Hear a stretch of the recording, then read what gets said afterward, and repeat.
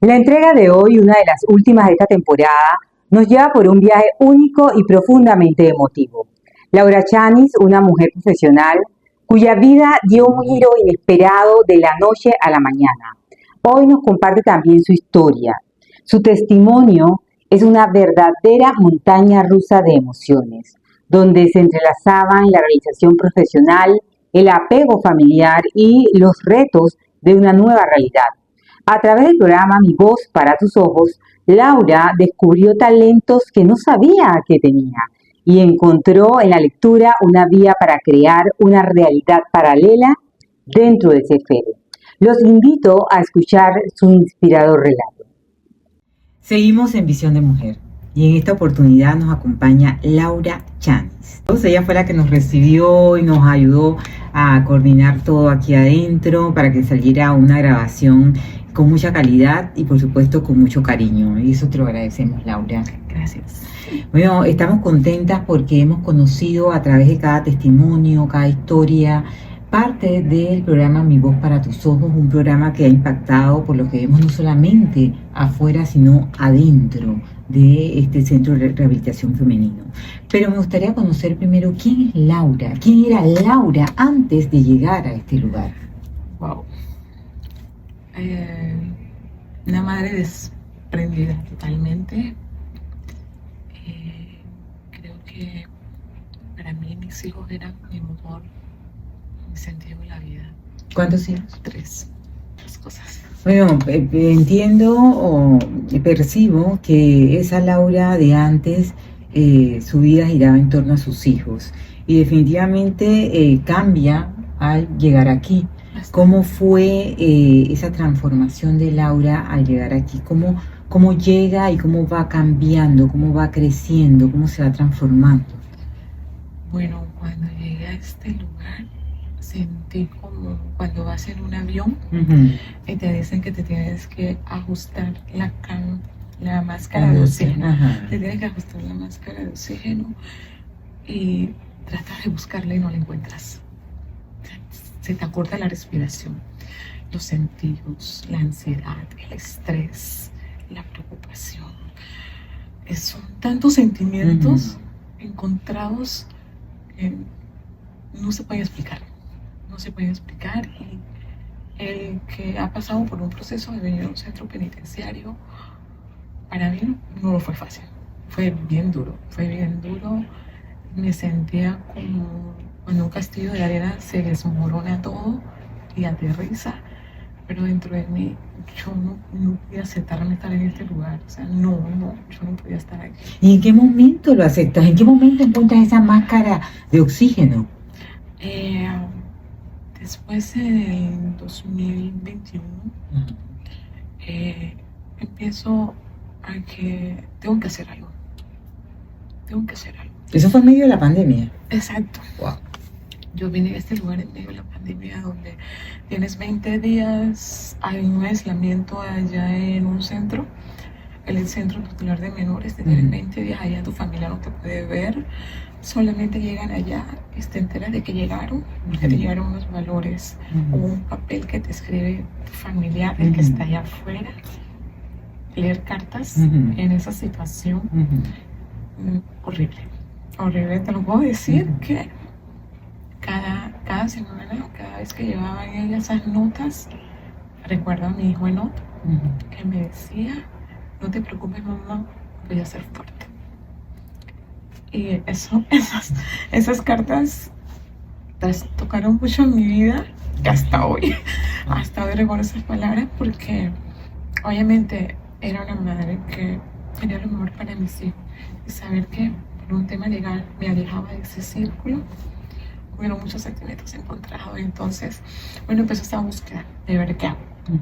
Me decía, puedes entrar al programa Mi Voz para tus Ojos porque a ti te gusta leer. Porque me refugié mucho en la lectura. Sentía que un libro me seguía transformando en este lugar. Entonces recuerdo cuando le dije a una custodia que yo podía entrar a Mi Voz para tus Ojos. Y ella me dice, haz un memo. Y recuerdo una compañera que me dice, no, tú no puedes entrar a trabajar a Mi Voz para tus Ojos. Y yo le pregunto a ella, ¿pero por qué? No, porque la licenciada de ese entonces, Natividad Jaén, no deja entrar a nadie ahí que no tenga una condena elevada. Y en ese momento yo ya tenía una sentencia y era bastante baja. Entonces, bueno, seguí insistiendo. Y de ahí, bueno, un día me senté en la biblioteca, porque apenas supe que había una biblioteca, yo decía que yo me podía refugiar en una biblioteca, entre libros. Entre libros, prefería leer que estar escuchando todo lo que escuchaba en un lugar, porque no todas las personas que quedan privadas de libertad son porque han tenido una vida delictiva, sino que por decisiones o circunstancias de la vida, temas emocionales, laborales, sociales, te llegan a traer a un centro penitenciario. Entonces es desde allí donde tú tienes que ver la vida desde otro punto de vista y asumir las consecuencias de una decisión mal tomada. Entonces me quedé trabajando en círculos de lecturas en la biblioteca. Ayudaba a las chicas cuando llegaban a hacer tareas. Sentía que podía hacer algo por otros. Y siempre haciendo un memo para buscar un trabajo, porque necesitaba trabajar, no me podía quedar sin hacer nada. Y participé, me recuerdo que en junio había unas actividades de la biblioteca. Leí un libro de Luis Pulido Ritter, ¿De qué mundo vienes? Y hicimos un sociodrama. Me volví a poner unos tacones, me volví a poner un vestido largo, me volví a sentir como aquellos tiempos. Y yo digo, claro, sí, todo sucede por un propósito. Seguí en esa búsqueda de una plaza de trabajo.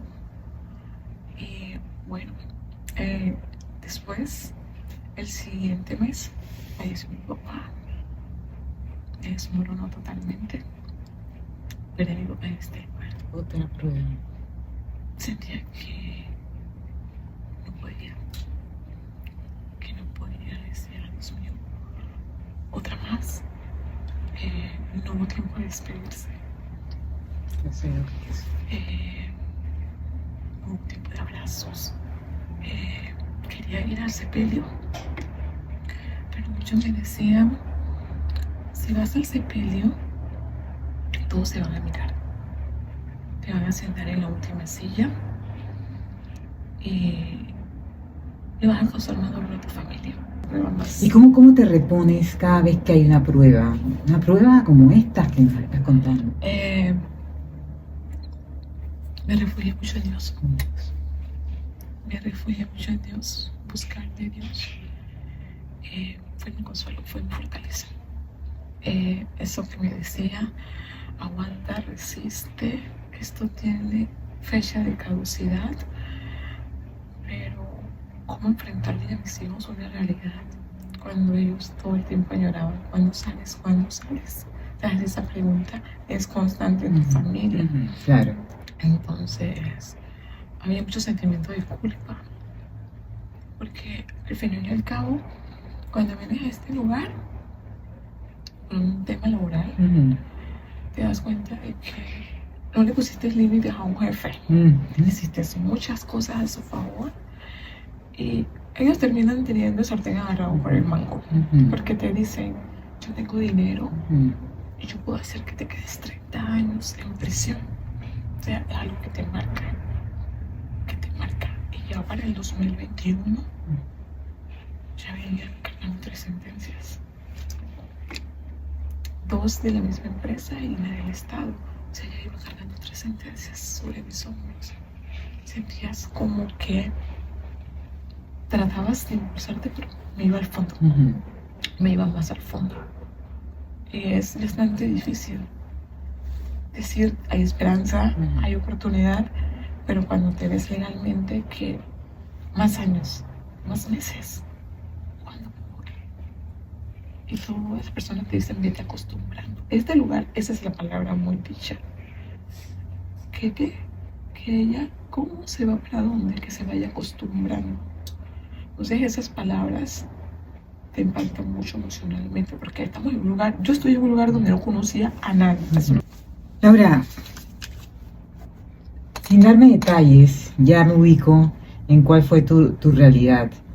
y creo que tiene que ver con un tema que vemos constantemente en los medios de comunicación, que tiene que ver cuando nos involucramos o cuando las personas se involucran en temas de corrupción a nivel gubernamental, y escuchamos en las noticias denuncias de personajes con perfiles altos, pero nadie habla de a los que ellos se llevan, que quizás no están a ese nivel, de esa posición elevada, pero que de alguna forma asumen responsabilidades y quedan envueltos en este tipo de situaciones.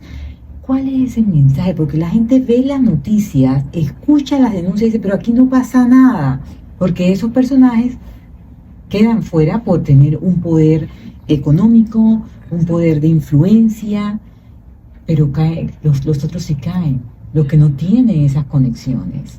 ¿Cuál es el mensaje? Uno tiene que aprender a poner límites. Uno tiene que aprender a poner límites.